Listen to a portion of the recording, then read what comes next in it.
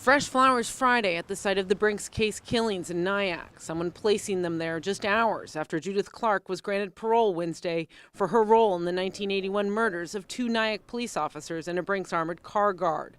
While controversy continues over her parole, triggering hundreds of comments on News 12, those who were actually on scene that day say the biggest difficulty now is for the victims' families. You had 9 children that lost their fathers, and you have grandchildren now that never got to know them. And I think, there's a far-reaching impact for the families and for the community. Former South Nyack police officer Robert Van Cura, now Rockland County Undersheriff, was one of the first to respond here in Nyack, where the 2 officers were killed. He was also one of the first to speak to the families of all 3 victims after they learned Clark had finally won parole. They were really disappointed, really upset that they felt like the passage of time lessened the sacrifice of their loved ones. This is that piece of evidence that they used as a presentation in court. Van Cura took us on a tour of the Brinks Memorial inside the Rockland County Sheriff's Office. This is bulletproof glass or bullet-resistant glass. But among all this, the most meaningful right now, Judith Clark's mugshot photo is here. The woman whom Van Cura says is as painful to families now as she was a menace to police back then. In custody, she was a radical, violent person that was,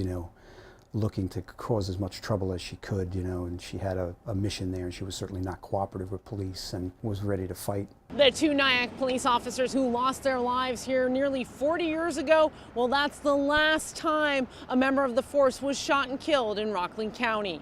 We're in Nyack, Sarah Toland, News 12.